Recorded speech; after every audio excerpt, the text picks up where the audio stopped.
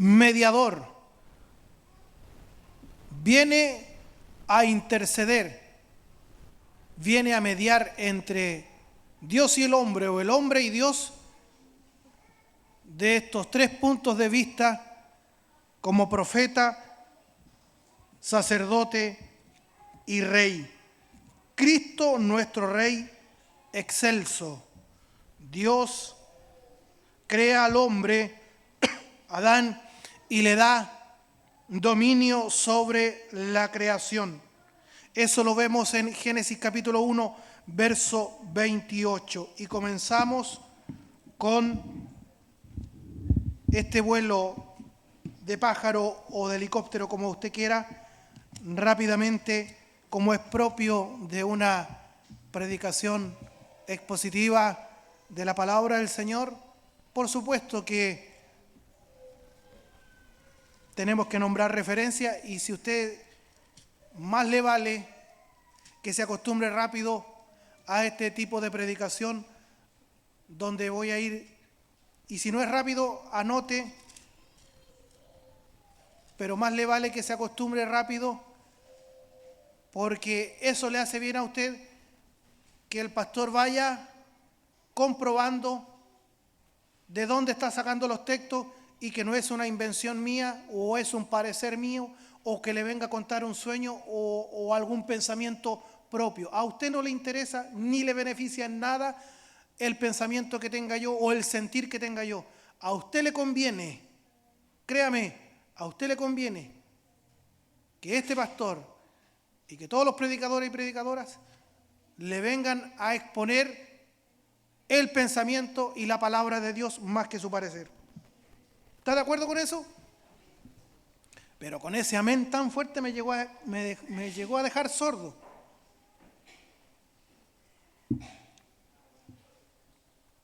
Génesis capítulo 1, verso 28. Verso 27. Y creó Dios al hombre a su imagen, a imagen de Dios lo creó, varón y hembra los creó. Y los bendijo Dios y les dijo: fructificad y multiplicaos, llenad la tierra y sojuzgadla, y señorear en los peces del mar, en las aves de los cielos y en todas las bestias que se mueven sobre la tierra. Dios le da un dominio al hombre. Señoread. El hombre creado a imagen y semejanza de Dios. Entonces Adán, él es el rey sobre la creación, como acabamos de leer. Sojuzgar la tierra, henchirla y llenarla, señorear sobre la creación. Adán gobierna el mundo en nombre de Dios. Ese era el propósito original. Dios está en su trono, Él es el Señor de todas las cosas, Él gobierna el universo, en Él, por Él y para Él son todas las cosas, pero hizo al hombre a su imagen y semejanza y pone al hombre como el pináculo de su creación y le dice: tú vas a gobernar la creación. Lo pone como un virrey. El hombre, a través de su gobierno, tenía que reflejar al gran Dios que lo creó. El rey David reflexiona sobre la grandeza de Dios y la honra que le dio al hombre en el Salmo 8.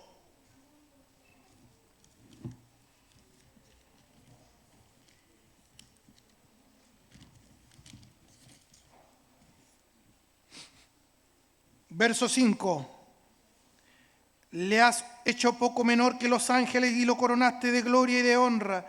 Le hiciste señorear sobre las obras de tus manos. Todo lo pusiste debajo de sus pies, ovejas y bueyes, todo ello, y asimismo las bestias del campo, las aves de los cielos y los peces del mar, todo cuanto pasa por los senderos del mar. Al hombre le fue dado el oficio de regir la creación, ser un rey representando a Dios en medio de su creación.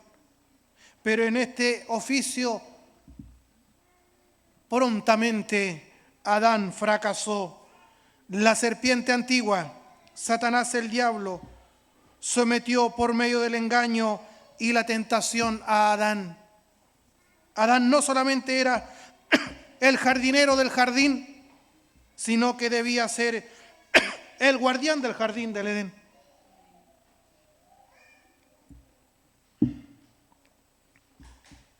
Adán debió haber guardado el santuario del Edén, juzgando a la serpiente como malvada y aplastando su cabeza. Debió haber aplastado de esta manera la rebelión en lugar de participar de ella. En ese momento el hombre ya no era el rey de la creación. Espinos y cardos te producirá la tierra. Ahora el hombre pasa a ser un esclavo de su naturaleza pecaminosa. El hombre ya de ahí en adelante no representa más a Dios, sino que representa a Satanás, el diablo. Nuestro Señor Jesucristo señaló esa condición en la cual el hombre quedó y en la cual todo hombre se encuentra desde su nacimiento. Eso lo podemos ver en Juan 8, del 41 al 47.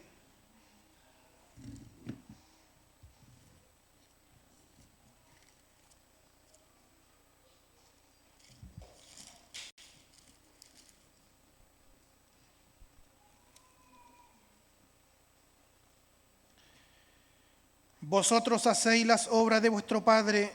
Entonces le dijeron: nosotros no somos nacidos de fornicación, un padre tenemos que es Dios. Jesús entonces les dijo: si vuestro padre fuese Dios, ciertamente me amaríais, porque yo de Dios he salido y he venido, pues no he venido de mí mismo, sino que Él me envió. ¿Por qué no entendéis mi lenguaje? Porque no podéis escuchar mi palabra. Vosotros sois de vuestro padre el diablo, y los deseos de vuestro padre queréis hacer. Él ha sido homicida desde el principio y no ha permanecido en la verdad, porque no hay verdad en él. Cuando habla mentira, de suyo habla, porque es mentiroso y padre de mentira. En Efesios capítulo 2 nos habla la condición que teníamos antes de que Cristo nos convirtiera. Nosotros tenemos dichos muy propios y los vamos repitiendo a medida que escuchamos. Nosotros decimos: cuando yo me convertí a Cristo. Eso no es nada más apartado de la realidad, porque nadie se quiere convertir a Dios.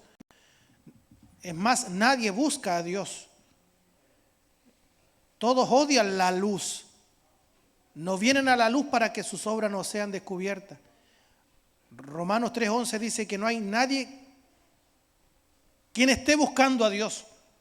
Entonces, no es que nosotros nos convertimos a Cristo, sino que Él nos convirtió. Así lo dice Efesios capítulo 2. Y Él os dio vida a vosotros. ¿Cuándo?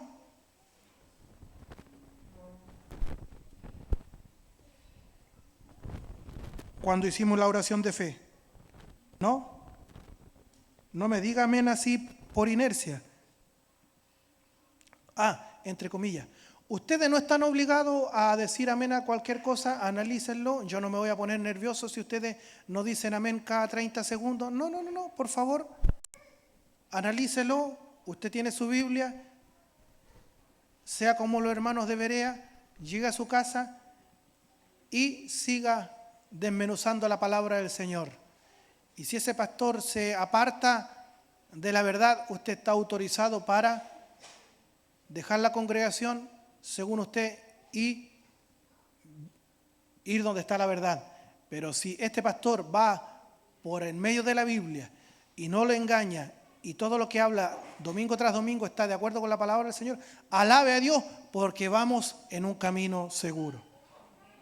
Y Él os dio vida a vosotros cuando estabais muertos en delitos y pecados, en los cuales anduvisteis en otro tiempo, siguiendo la corriente de este mundo conforme al príncipe de la potestad del aire, el espíritu que ahora opera en los hijos de desobediencia, entre los cuales también todos nosotros vivimos en otro tiempo, en los deseos de nuestra carne, haciendo la voluntad de la carne y de los pensamientos, y éramos por naturaleza hijos de ira, lo mismo que los demás. Lo mismo que los demás. Romanos capítulo 7, del verso 18 al 21, nos habla de esta condición caída. Dice Pablo: y yo sé que en mí, esto es, en mi carne, no mora el bien, porque el querer el bien está en mí, pero no el hacerlo. Porque no hago el bien que quiero, sino el mal que no quiero, eso hago. Y si hago lo que no quiero, ya no lo hago yo, sino el pecado que mora en mí.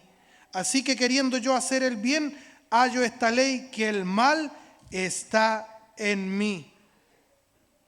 El hombre ya no es un rey, sino que ahora es un esclavo, esclavo del pecado, esclavo de su naturaleza pecaminosa. Pero, aquí hay un bendito pero desde que el hombre cayó, Dios también prometió que daría uno que nacería de la mujer, uno que cumpliría el papel real, uno que ejercería dominio en el nombre de Dios sobre la creación. Estamos refiriéndonos a Cristo, el postrer o el último Adán, que viene ahora sí a cumplir lo que Adán como virrey tenía que haber cumplido y fracasó. Ya no es más el rey de la creación, es un esclavo.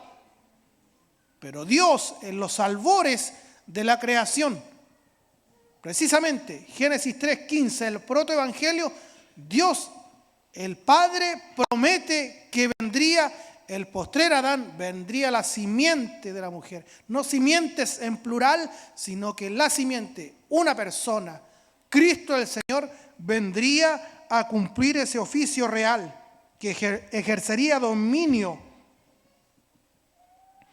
en el nombre de Dios sobre la creación. Uno que aplastaría la cabeza de la serpiente, así como Adán debió haberlo hecho en el momento en que la serpiente apareció. Génesis 3:15, ya lo dije, allí está el protoevangelio. ¿Está en pantalla? ¿Qué dice? Y pondré enemistad entre ti y tu simiente. Esta te herirá en la cabeza y tú le herirás en el calcañar. Esta enemistad entre la simiente de la mujer, Cristo, y la simiente de la serpiente. Aquí está aludiendo al evangelio, al protoevangelio, el pacto de la gracia. Cuando Jacob bendice a su hijo Judá, esto está en Génesis 49 del 8 al 10, Jacob pronuncia una profecía respecto a Cristo como rey. Vamos a Génesis 49 del 8 al 10.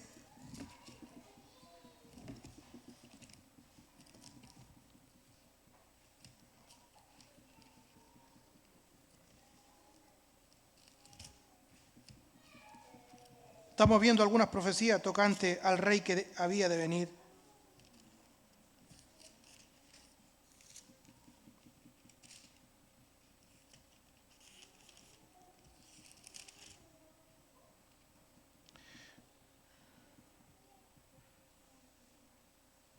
Judá, te alabarán tus hermanos, tu mano en la cerviz de tus enemigos. Los hijos de tu padre se inclinarán a ti.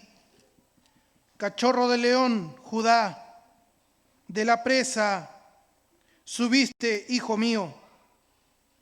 Se encorvó, se echó como león, así como león viejo. ¿Quién lo despertará? No será quitado el cetro de Judá, reino eterno. No será quitado el cetro de Judá. ¿De dónde viene Cristo? ¿De qué tribu? Exactamente, de la tribu de Judá.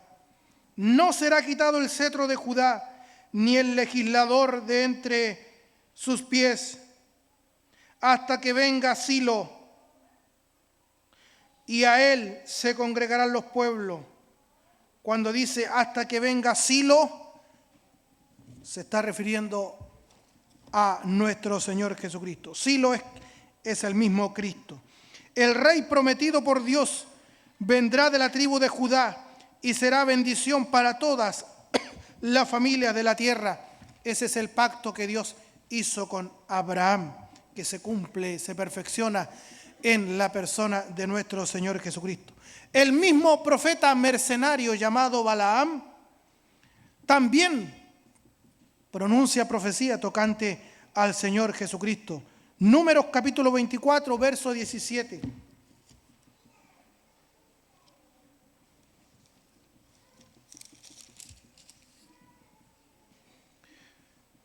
Lo veré, mas no ahora, lo miraré, mas no de cerca.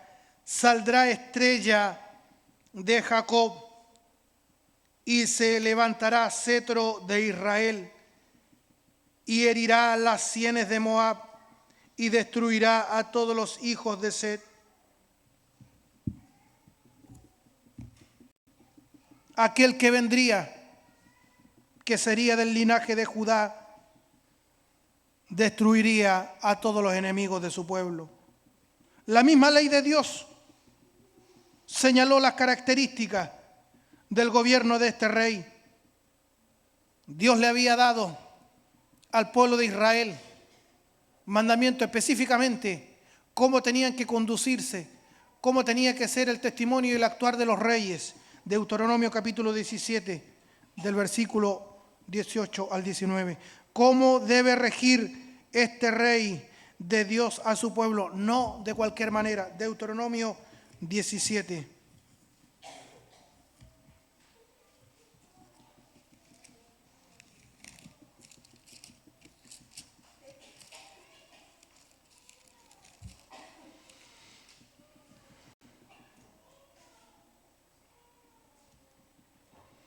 Deuteronomio 17, del 14 en adelante, habla acerca de las instrucciones,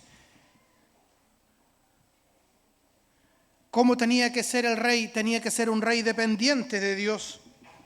Dice el verso 18, y cuando se siente sobre el trono de su reino, entonces escribirá para sí en un libro una copia de esta ley, del original que está al cuidado de los sacerdotes levitas, y lo tendrá consigo y leerá en él todos los días de su vida, para que aprenda a temer a Jehová su Dios, para guardar todas las palabras de esta ley y estos estatutos, para ponerlos por obra, para que no se eleve su corazón sobre sus hermanos, ni se aparte del mandamiento a diestra ni a siniestra, a fin de que prolongue sus días en su reino, él y sus hijos en medio de Israel. El rey, cuando llegara a sentarse al trono, tenía que mandar a hacer una copia de la ley que estaba custodiada por los sacerdotes levitas.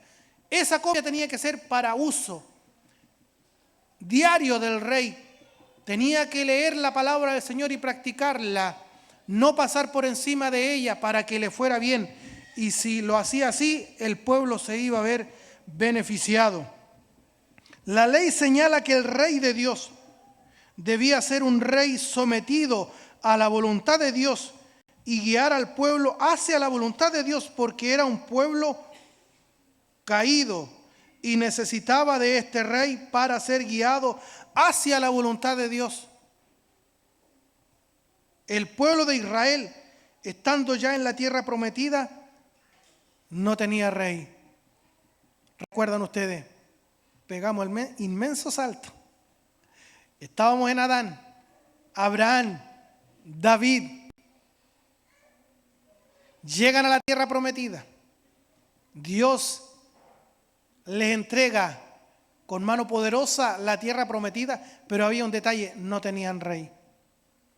El último profeta que los gobierna y fue de cierta manera un gobernador para ellos, un legislador y profeta, fue el profeta Samuel, cuando se le ocurre a la nación de Israel pedir rey, que en el fondo no estaba mal, pero ellos querían y pidieron un rey como las demás naciones. Tenía que venir el rey. Llegan a la tierra de Canaán, Israel no tenía rey y pasa todo el periodo de los jueces, y el estribillo que se repite en este periodo está en el último capítulo y en el último versículo de Jueces. Jueces capítulo 21, verso 25.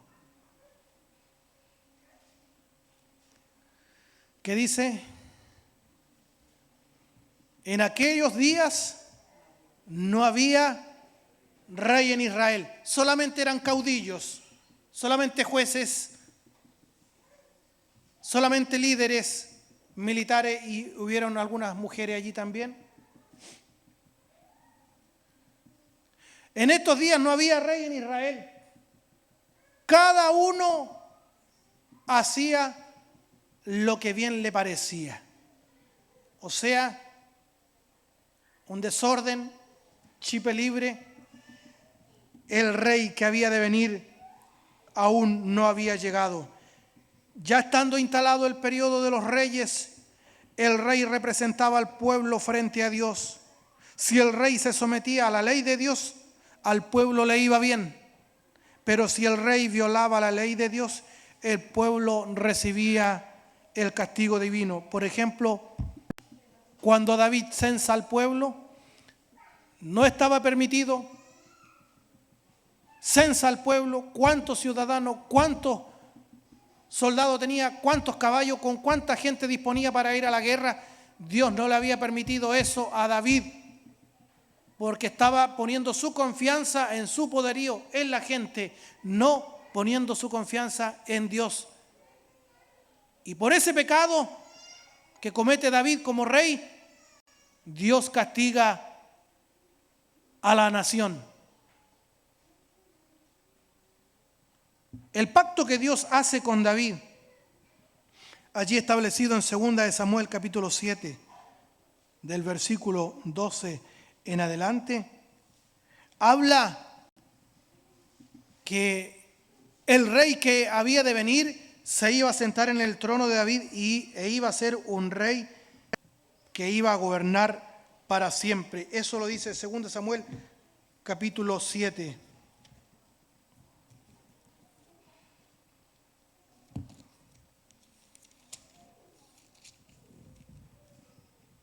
Verso 12.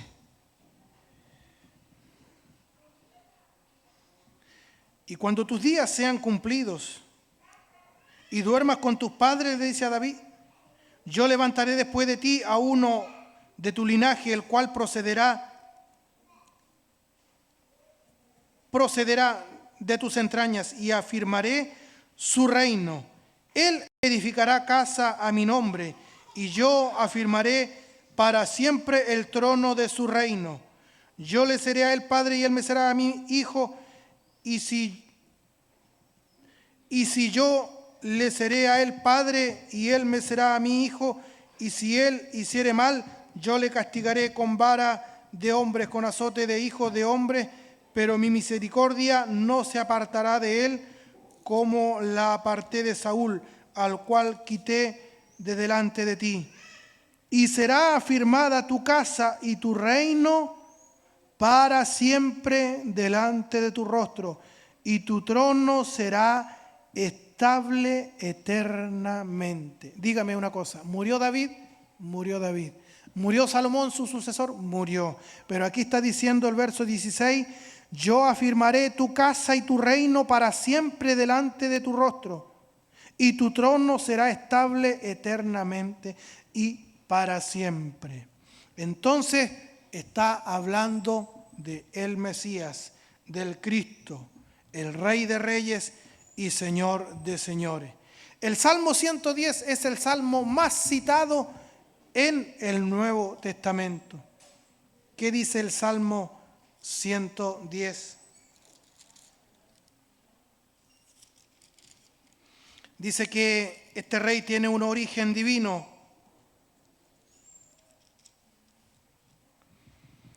Jehová dijo a mi Señor, está diciendo David, Jehová dijo a mi Señor, siéntate a mi diestra hasta que ponga a tus enemigos por estrado de tus pies. Jehová enviará desde Sión la vara de tu poder. Domina en medio de tus enemigos. Tu pueblo se te ofrecerá voluntariamente en el día de tu poder.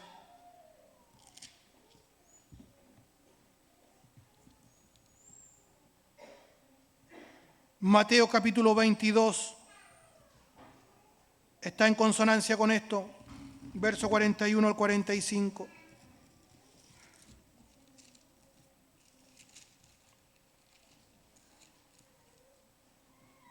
Y estando juntos los fariseos, Jesús les preguntó diciendo, ¿qué pensáis del Cristo? ¿De quién es hijo? Le dijeron, de David. Él les dijo, pues ¿cómo David en el Espíritu le llama Señor diciendo, dijo el Señor a mi Señor? Está haciendo referencia al Salmo 110 el Señor. Dijo el Señor a mi Señor, siéntate a mi diestra hasta que ponga a tus enemigos por estrado de tus pies. Pues si David le llama Señor, ¿cómo es su hijo? Y nadie le podía responder palabra, ni osó alguno desde aquel día preguntarle más. Daniel capítulo 7, versos 13 y 14 también habla de el origen divino de este rey. Daniel capítulo 7.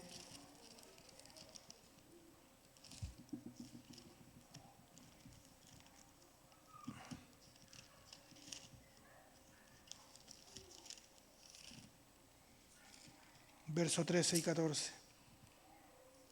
Miraba yo en la visión de la noche y aquí con las nubes del cielo veía uno como un hijo de hombre que vino hasta el anciano de días y le hicieron acercarse delante de él y le fue dado dominio, que más le fue dado gloria y reino para que todos los pueblos, naciones y lenguas le sirvieran.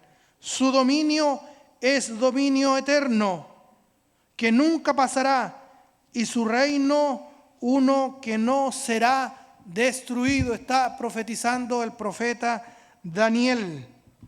Aquel rey que vendría sería un hijo de David, pero su origen sería un origen divino y celestial, como está profetizando el mismo David, como está profetizando el profeta Daniel.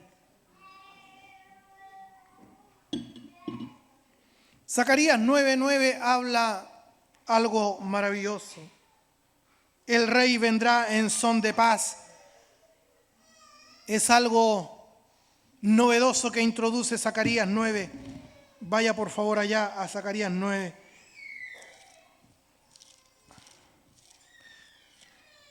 Penúltimo libro de la Biblia, del Antiguo Testamento quiero decir. Zacarías capítulo 9 al capítulo 14 habla de la promesa de un rey, Cristo, que vendría y los salvaría.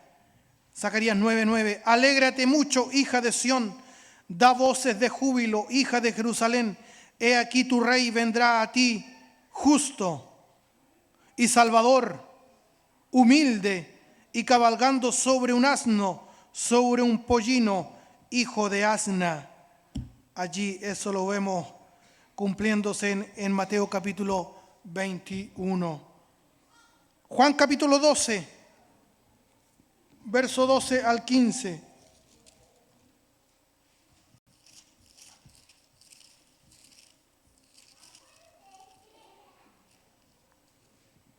El siguiente día, Grandes multitudes que habían venido a la fiesta, al oír que Jesús venía a Jerusalén, tomaron ramas de palmera y salieron a recibirle y clamaban: Hosana.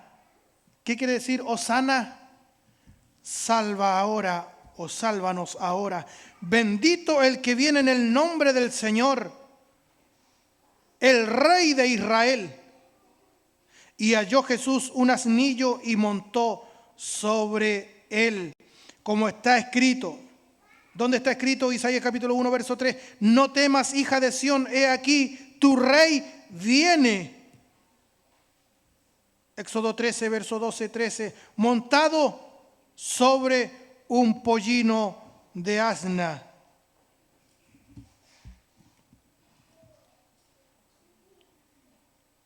Lucas capítulo 1, verso 32 al 33. Vemos aquí el ángel Gabriel o el arcángel Gabriel le da un anuncio importante a la bienaventurada Virgen María. Dios la tenga en su santo reino. Era para ver si despertaba usted, los que están un poco somnolientos.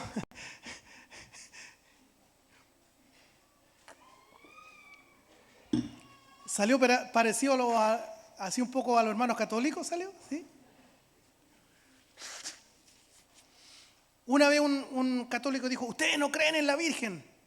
Y a veces nosotros no somos inteligentes para debatir respecto a este punto. Y si a usted le dijeran: ¿usted cree en la Virgen? ¿Qué diría usted? Yo creo en la Virgen, por hermano. ¿Y usted cree en la Virgen? ¿Pero por qué me dice que no? ¿Fue una mujer bienaventurada? Sí. ¿Existió? Sí. ¿Dónde está? En el reposo eterno. ¿La vamos a conocer? Sí. ¿Fue bienaventurada? Sí. ¿Dónde está el camino donde nos separa de los católicos romanos? Es que ellos de María han hecho un ídolo y la han hecho corredentora con Cristo, la han hecho comediadora, y ahí nos apartamos total y definitivamente, porque 1 Timoteo 2:5 dice: hay un solo Dios y asimismo un mediador entre Dios y los hombres, Jesucristo hombre. No hay más. Eso de que ruega por nosotros, no. No corre, eso es herético, eso es blasfemia. ¿Ya? Entonces, cuando el ángel Gabriel le da el anuncio, Lucas capítulo 1,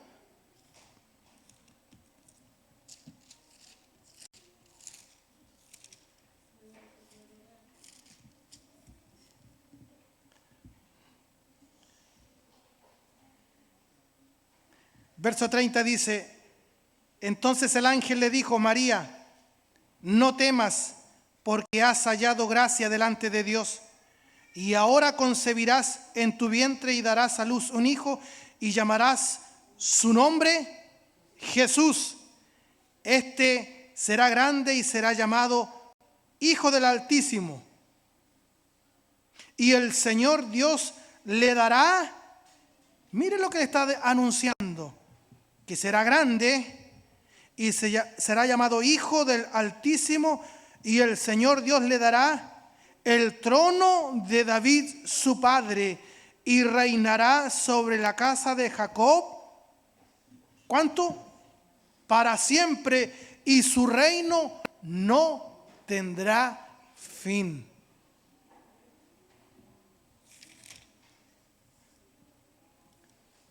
En Mateo capítulo 2, verso 11, vemos distintas personas de otras naciones, como los mal llamados Reyes Magos, se postraron y adoraron al Rey, señalando la deidad de Cristo o la divinidad de nuestro Señor Jesucristo. Eso está en Mateo capítulo 2, verso 11. Jesús Rey, su primer mensaje, ¿cómo principia su ministerio? Cuando Cristo abre su boca para predicar el Evangelio, ¿cuáles son las primeras palabras que pronuncia? Su primer mensaje: En el primer evangelio, ¿cuál es el primer evangelio que se escribió? ¿Ah? ¿Quién da más? ¿Más? No es Mateo, Marcos. Marcos capítulo 1, verso 14. Se puso didácticamente porque Mateo, la audiencia de Mateo son los judíos. Por eso habla del reino, habla de la genealogía y Mateo resalta la faceta de Cristo como rey y habla del reino, del reino. ¿Cuándo viene el reino? Todavía no ha llegado el reino. Restaurarás el reino. ¿Me entiende? Marcos resalta la faceta de Cristo como siervo, este rey sufriente. Marcos capítulo 1, verso 14. Después que Juan fue encarcelado, Jesús vino a Galilea predicando el evangelio del reino de Dios. Jesús vino predicando el evangelio del reino de Dios, diciendo, 2 puntos, esto decía él.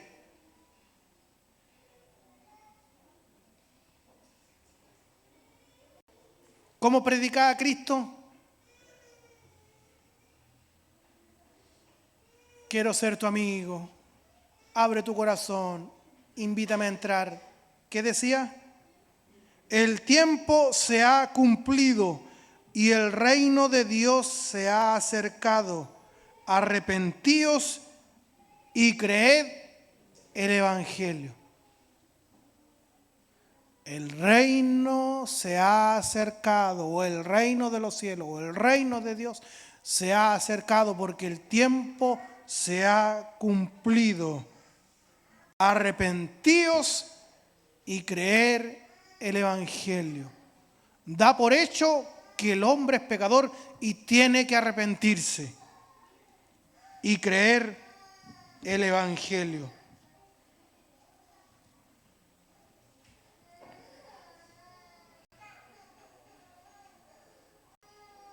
Mateo capítulo 26, le preguntan e interrogan al Señor Jesucristo respecto a si Él era verdaderamente el Cristo. El Señor Jesucristo le responde de la siguiente manera, Mateo 26.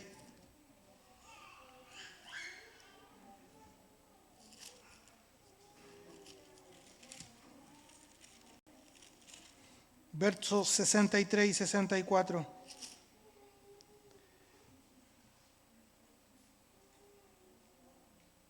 Mas Jesús callaba, entonces el sumo sacerdote le dijo, te conjuro por el Dios viviente, que nos digas si eres tú el Cristo. ¿Qué quiere decir Cristo? El ungido, el Hijo de Dios. Verso 64, Jesús le dijo, tú lo has dicho, y además os digo que desde ahora veréis al Hijo del Hombre sentado a la diestra del poder de Dios y viniendo en las nubes del cielo. Está aludiendo al profeta Daniel, su profecía. Entonces el sumo sacerdote rasgó sus vestiduras diciendo, ha blasfemado. ¿Qué más necesidad tenemos de testigos? He aquí ahora mismo habéis oído su blasfemia. Por eso acusaban al Señor Jesucristo, porque Él decía que Él era el Cristo, el Hijo de Dios. Y decir que Él era el Cristo, que Él era el Hijo de Dios, estaba diciendo que Él era Dios. Y por eso que el sumo sacerdote rasga sus vestiduras y dice, ha blasfemado, porque se había hecho igual a Dios. Debemos entender ese aspecto importante del oficio de Cristo como Rey para no caer en errores. En primer lugar, Cristo, la segunda persona de la Trinidad, ha sido Rey eternamente. Él es Dios, todo el universo le pertenece. Él es su Rey, como dice el Salmo 103, verso 19.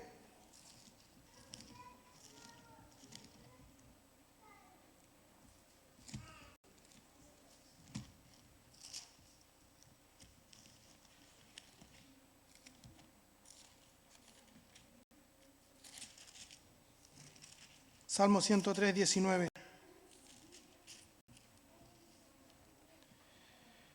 Jehová estableció en los cielos su trono y su reino domina sobre todos. Desde ya Él gobierna sobre todo el universo, sobre todas sus criaturas, como también lo dice Juan en su prólogo, Juan capítulo 1. En el principio era el Verbo, y el Verbo era con Dios, y el Verbo era Dios. Este era en el principio con Dios. Todas las cosas por Él fueron hechas, y sin Él nada de lo que ha sido hecho fue hecho. Colosenses capítulo 1, verso 16.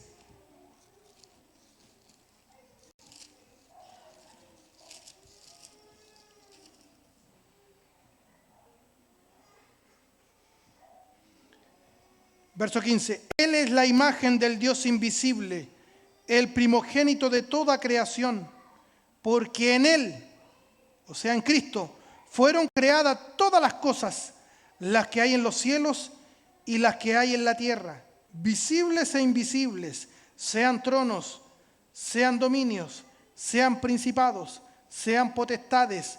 Todo fue creado por medio de Él y para Él. Y Él es antes de todas las cosas, y todas las cosas en Él subsisten. Los judíos esperaban la llegada del Mesías, Rey, aquel que establecería su reino, pero el reino que esperaban era muy diferente del que Cristo vino a establecer. Ellos esperaban el establecimiento de un reino terrenal que los librara del dominio extranjero y los convirtiera en el reino más poderoso de la tierra. Pero Jesús rechazó cuando lo quisieron hacer rey con ese tipo de propósito. Eso está en Juan capítulo 6, verso 12, 15. Juan 18, 36.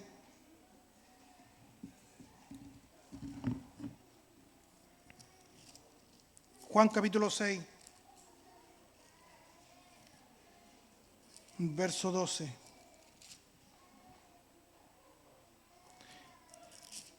En el marco de la alimentación de los 5,000, y cuando se hubieron saciado, dijo a sus discípulos: recoged los pedazos que sobraron para que no se pierda nada.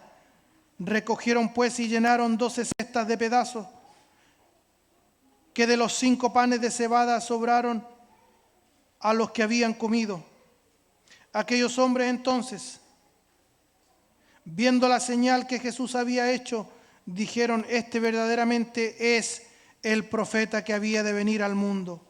Pero entendiendo Jesús que iban a venir para apoderarse de él y hacerle rey, volvió a retirarse al monte solo. Juan 18, 36. Porque estas cosas sucedieron para que se cumpliese la Escritura.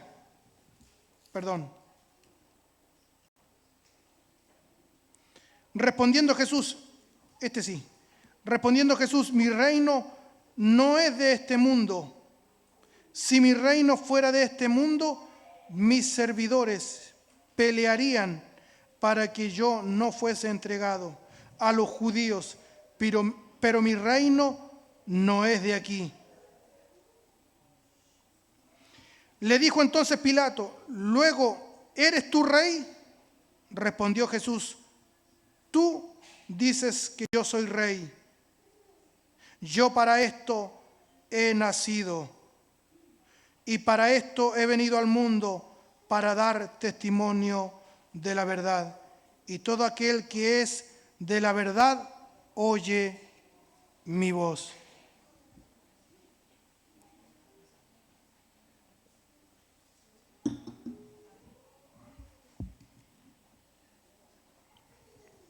¿Cuándo ha de venir tu reino?, le preguntan al Señor. Lucas 17. Verso 20. ¿Cuándo viene el reino?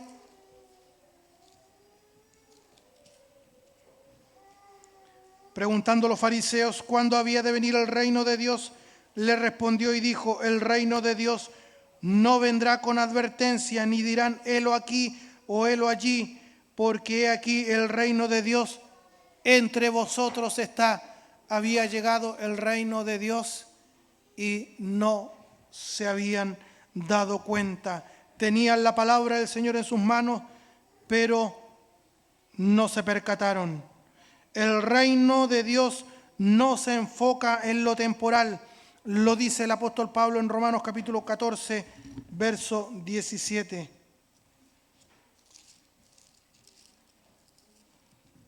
Porque el reino de Dios no es comida ni bebida, sino justicia, paz y gozo en el Espíritu Santo. Eso es lo que logra nuestro Rey, establecer la relación con Dios. Él viene a regirnos para guiarnos hacia la voluntad de Dios.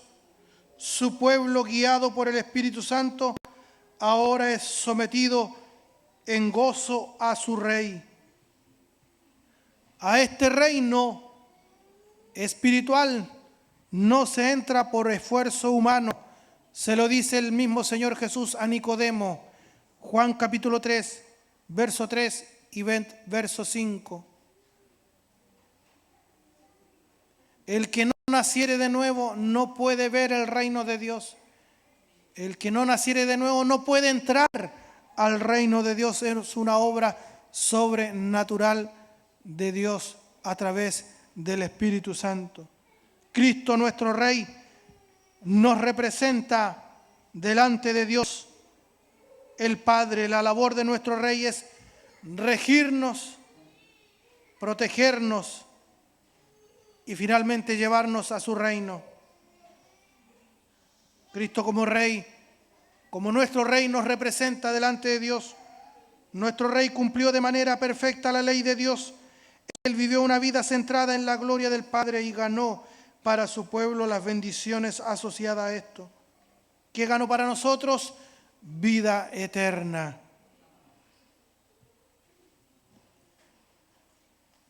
Juan capítulo 17, verso 4, habla de estas bendiciones que Él ganó para todos nosotros. Aquí en Juan 17 hay verdades importantes que es necesario considerar.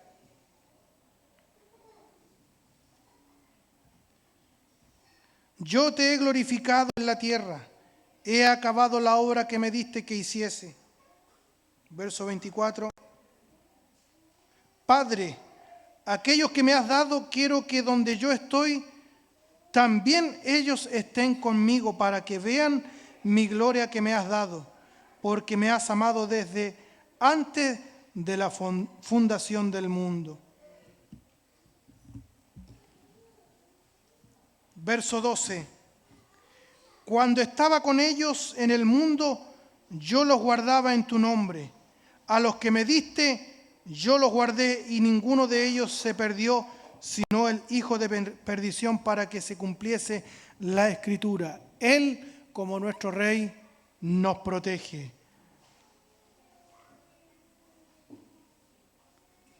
Mateo capítulo 28, verso 18. Cristo es Rey eternamente, pero respecto a su papel mediador en su oficio real, estamos hablando de la obra que Él cumplió en favor de su pueblo como el Dios hecho hombre. ¿Qué dice Mateo 28?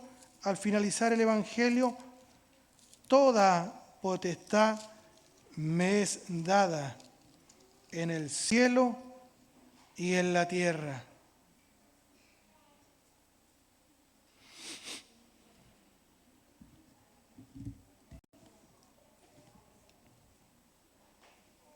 Y es a través de su perfecta obra terrenal que Él ganó el derecho.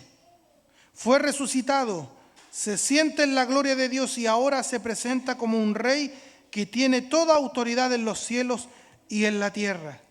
En Efesios capítulo 4, del verso 7 al 10, Él ahora, con el derecho ganado, reparte a su iglesia dones para que tengan la libertad de poder someterse a la voluntad de Dios. Eso está en Efesios capítulo 4.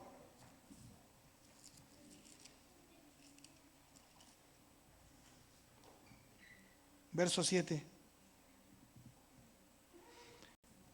Pero a cada uno de nosotros fue dada la gracia conforme a la medida del don de Cristo, por lo cual dice, subiendo a lo alto, llevó cautiva la cautividad y dio dones a los hombres. ¿Y eso de que subió qué es? Sino que también había descendido primero a las partes más bajas de la tierra. El que descendió es el mismo que también subió por encima de todos los cielos para llenarlo todo. Entonces, como decía, Él ahora con el derecho ganado reparte a su iglesia estos dones para que la iglesia tenga el poder de someterse a la voluntad de Dios. Cuando dice Cristo, toda potestad me es dada en el cielo y en la tierra, nada nos separará de entrar a aquel reinado celestial, porque ya que Cristo ganó el derecho, le fue conferido dominar todo el universo en torno a la protección de su iglesia. Él protege a su iglesia hasta su manifestación gloriosa.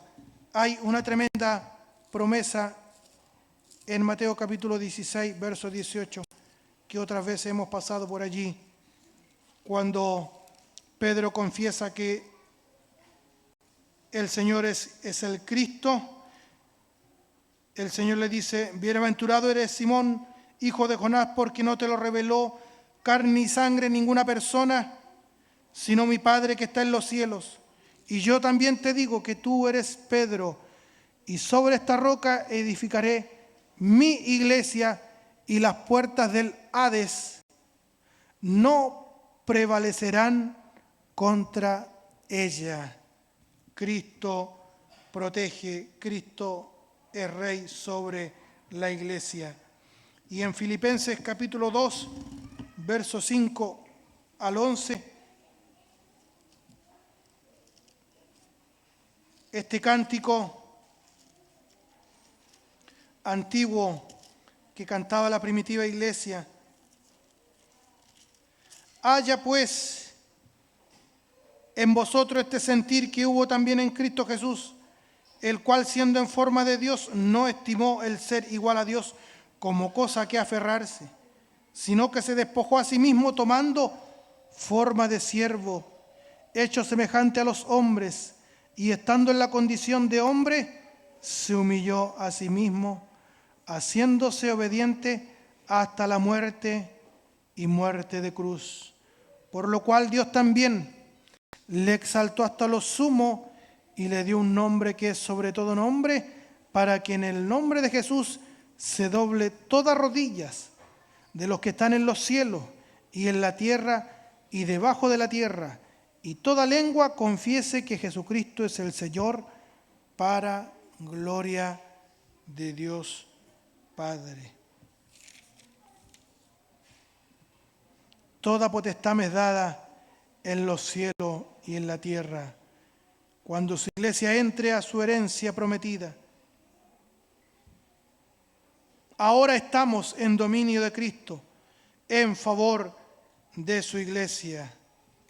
La declaración de Pablo de que el Hijo mismo se sujetará a aquel que sujetó a él todas las cosas, como lo vemos en 1 Corintios 15, del 24 al 28.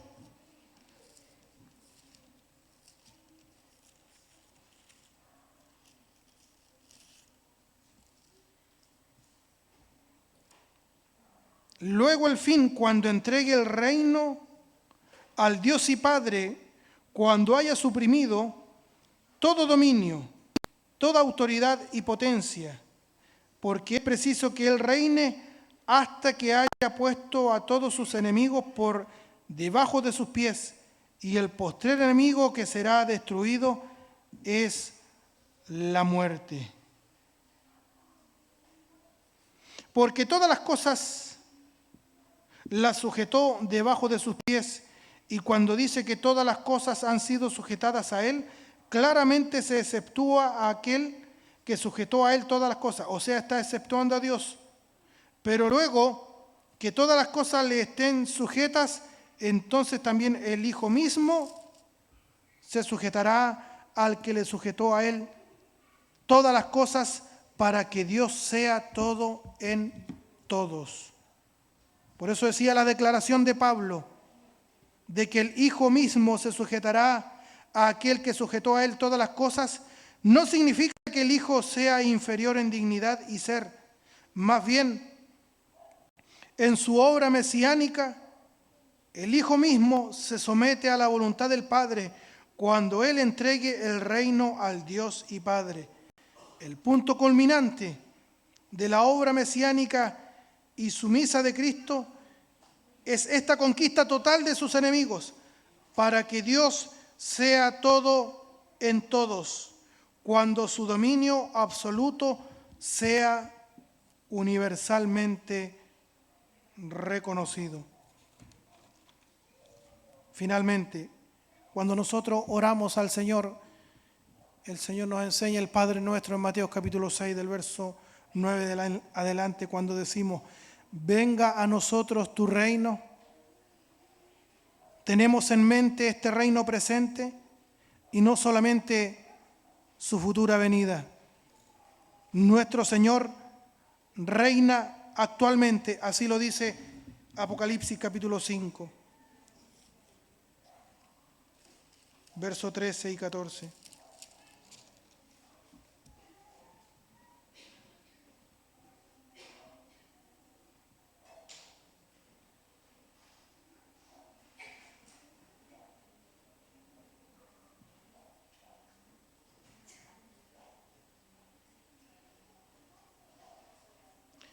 Verso 12, que decían a gran voz: el Cordero que fue inmolado es digno de tomar el poder, las riquezas, la sabiduría, la fortaleza, la honra, la gloria y alabanza. Y a todo lo creado que está en el cielo y sobre la tierra y debajo de la tierra y en el mar, y a todas las cosas que en ellos hay, oí decir: al que está sentado en el trono y al Cordero sea la alabanza, la honra, la gloria y el poder por los siglos de los siglos. Amén. Pero también nos dice en Efesios capítulo 2, verso 6, que los creyentes estamos sentados con Cristo en gloria. Él nos ve sentados allí ya, porque Él no se sujeta al tiempo. Él es eterno y Él ve este proceso culminado. Efesios capítulo 2,